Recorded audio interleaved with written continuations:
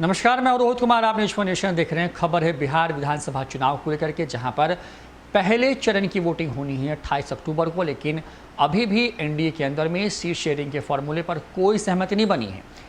BJP की बात करें तो बीजेपी ने पिछले विधानसभा चुनाव में जितने उनके प्रत्याशी जीत करके आए, यानी कि जो उनके सिटिंग विधायक हैं कुल 14 71 में से, उन्हें बुला लिया है। उनसे जो आवेदन है वो लिए जा रहे हैं।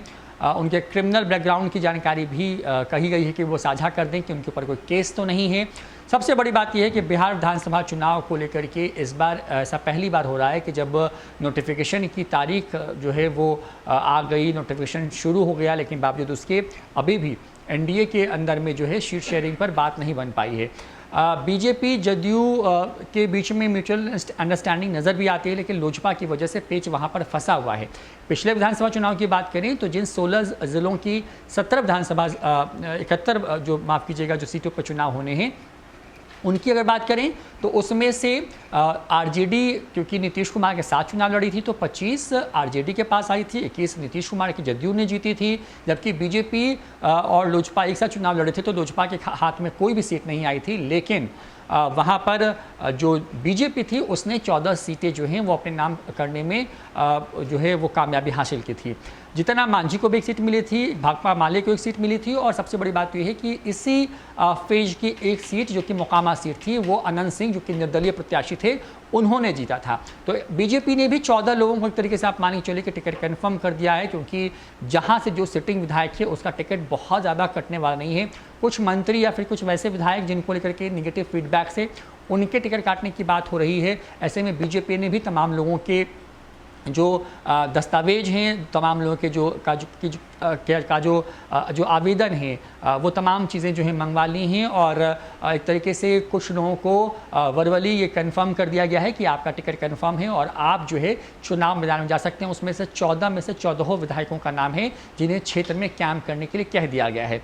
क्योंकि सीट शेयरिंग में जिस तरीके से देरी हो रही है, तो चाहे वो आरजेडी की हम बात कर लें, बीजेपी की बात कर लें, कांग्रेस की बात कर लें, जदयू की बात कर लें, सभी अपने अपने प्रत्याशियों को ये एश्योर कर रही है कि आप जो है चुनावी मैदान में उतरने के लिए तैयार रहिए, आपकी सीट कंफर्म है। यानी कि इंटरनल स्टेज पर जो बातचीत हुई होगी, जो जानकारी सूत्र दे रहे हैं कि उसी आधार पर इन्हें ये कहा जा रहा है कि आप अपने क्षेत्र में अब लग जाइए चुनाव को लेकर के। क्योंकि जिन इलाकों में चुनाव होने, पिछले विधानसभा चुनाव की बात करें तो 71 में से करीब 60 सीटें ऐसी थी जहां पर बीजेपी के इंडिविजुअल प्रत्याशी मैदान में थे, लेकिन उन्हें सिर्फ 14 पर जीत जो है मिली। ऐसे में उन 14 विधायकों को लेकर के ये स्पष्ट है कि उनका टिकट कंफर्म कर दिया गया है। आने वाले वक्त में कुछ और विधायकों का टिकट कंफर्म होगा, जिसमें जहानाबाद, अरवल, शेखपुरा के साथ साथ पटना ग्रामीण की जो सीटें हैं वो बीजेपी के खाते में आने वाली हैं। जानकारी के मुताबिक इन सीटों पर बीजेपी ने अपने उम्मीदवारों को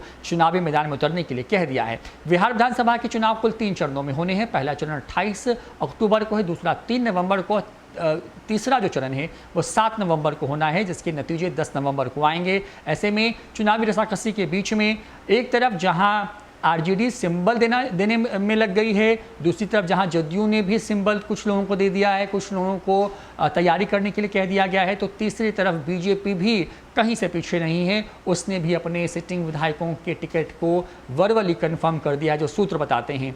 जैसे ही इस पर ज़्यादा अपडेट आएगी हम तुरंत लेकर के हाजिर होंगे कि किनका टिकट कंफर्म हो रहा है, कौन से वो विधायक हैं जो इस बार जीत करके आ रहे हैं। फिलहाल इतना ही। देखते रहिए न्यूज़ 4 नेशन। नमस्कार।